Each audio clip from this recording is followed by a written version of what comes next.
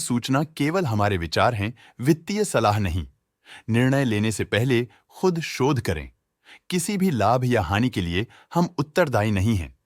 आज हम देख रहे हैं रेपको होम फाइनेंस लिमिटेड के 2024-25 Q3 की consolidated financial performance. Starting with the sales, पिछले क्वार्टर से सेल्स में 5% का इंक्रीज हुआ है, मगर कंपनी ने पिछले साल के मुकाबले 12.5% का सेल्स इंक्रीज रिपोर्ट किया। Expenses 71.5% quarter on quarter increase हो गए हैं, जो साल भर के 16% के राइज के साथ अलाइन करता है। क्वार्टरली सेल्स के कंपैरिजन में एक्सपेंसेस इंक्रीज होना दिखाता है कंपनी ने एक्सपेंसेस मैनेज करने के लिए स्ट्रगल किया। कंपनी ने पूरी साल के दौरान चैलेंजेस का सामना किया। ऑपरेटिंग प्रॉफिट, जो पिछले साल के कंपैरिजन में 12% अप हुआ है, quarter on quarter around 0.5% increase हुआ है। Operating profit margin OPM annual basis पे -0% से डिक्रीज हुआ है और पिछले क्वार्टर के कंपैरिजन में -4% से डिक्रीज हुआ है। एक्सेप्शनल आइटम्स को ऐड करके अदर इनकम पिछले क्वार्टर के कंपैरिजन में 5% बढ़ गई, बावजूद इसकी ईयरली ग्रोथ 59% हुई है। इंटरेस्ट एक्सपेंसेस पिछले क्वार्टर से 3% अप हुआ, लेकिन ईयर ओवर ईयर इंक्रीज 15% हुआ है। डिप्रिशिएशन कॉस्ट्स में क्वार्टरली -8.5% का डिक्लाइन देखने को मिला और ईयरली बेसिस पे 78% का इंक्रीज देखा गया। प्रॉफिट बिफोर टैक्स एनुअली 7.5% बढ़ा, लेकिन प्रोसीडिंग क्वार्टर से -3.5% डिक्रीज हुआ है। इस साल कंपनी ने 26% टैक्स पे किया और क्वार्टरली कंपनी ने 26% टैक्स पे किया है। नेट प्रॉफिट ने ईयर ऑन ईयर 9% का इंक्रीज दिखाया, लेकिन लास्ट क्वार्टर से -2% का कंट्रैक्शन हुआ है। इस क्वार्टर के दौरान कंपनी का परफॉर्मेंस इतना अच्छा नहीं रहा। नेगेटिव नेट प्रॉफिट लॉसेस को इंडिकेट करता है। वहीं अगर एनुअल एनालिसिस की बात करें तो इस साल कंपनी का परफॉर्मेंस ठीक रहा। अर्निंग्स पर शेयर EPS में साल भर में 1.5% का इंक्रीज देखा गया, लेकिन क्वार्टरली में 1.5% की गिरावट भी नजर आई। इस क्वार्टर में कंपनी का EPS इतना अच्छा नहीं रहा। नेगेटिव प्रॉफिट कमजोर एफिशिएंसी को दिखाता है। रेपको होम फाइनेंस लिमिटेड के फाइनेंशियल स्नैपशॉट को रिव्यू करते हुए कुछ मुख्य ट्रेंड्स सामने आए हैं जो कंपनी की परफॉर्मेंस पे रोशनी डालते हैं।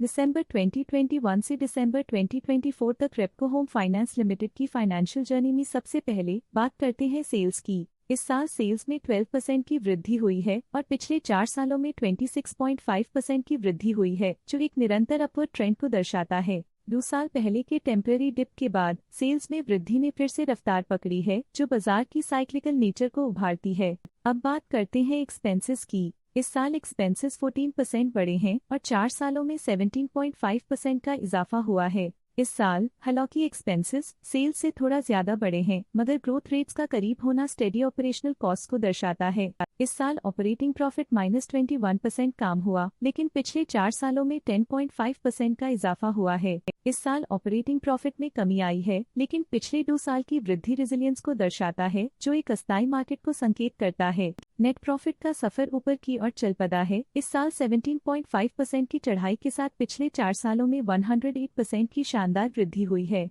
पिछले 3 साल से नेट प्रॉफिट लगातार बढ़ रहा है, जो फाइनेंशियल हेल्थ को मजबूती देते हुए इन्वेस्टर्स का ध्यान आकर्षित करता है। इस साल EPS ने ऊंचाइयों को छुआ है 19.5% की वृद्धि के साथ, जो पिछले 4 सालों में 108% की मजबूत वृद्धि पर आधारित है। पिछले 3 साल से अर्निंग्स पर शेयर EPS में लगातार इजाफा हुआ है, जो प्रॉफिट ग्रोथ को मजबूती देते हुए शेयर होल्डर वैल्यू को बढ़ा रहा है। चलिए अब बात करते हैं शेयर होल्डिंग पैटर्न की। रेपको होम फाइनेंस की शेयर होल्डिंग रिपोर्ट्स कुछ इस प्रकार की हैं, जो दिसंबर 2024 के 31 तक चलता है। ये रिपोर्ट कंपनी के शेयर्स की डिटेल्ड जानकारी देता है, जिसमें promoters, promoter groups, foreign investors, public investors और सरकारी एंटिटीज शामिल हैं।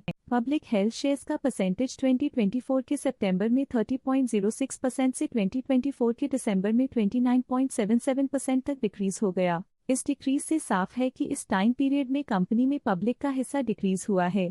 जब कंपनी के शेयर्स का अधिकतम हिस्सा प्रमोटर्स, FII, DII या गवर्नमेंट के पास होता है, तब ये माना जाता है कि कंपनी मजबूत हाथों में है, जो स्थिरता और मजबूत समर्थन को दर्शाता है और इस मार्केट की स्थिरता बनी रहती है। DII डोमेस्टिक इंस्टीट्यूशनल इन्वेस्टर्स ने अपना शेयर होल्डिंग सितंबर 2024 में 19.91% से दिसंबर 2024 में 20.57% तक इंक्रीज किया। ये बताता है कि डोमेस्टिक इंस्टीट्यूशंस ने कंपनी में अपना इंटरेस्ट 0.66% तक इंक्रीज किया है।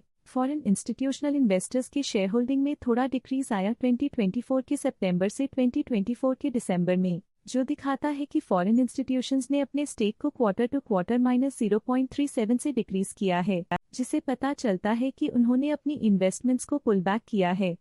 ये था कंपनी का करंट शेयर होल्डिंग पैटर्न। आज के लिए फाइनेंशियल सेक्टर में इतना ही। देखने के लिए धन्यवाद। स्टॉक लेटेस्ट न्यूज अपडेट के लिए चैनल को सब्सक्राइब करें और वीडियो को लाइक एंड शेयर करें।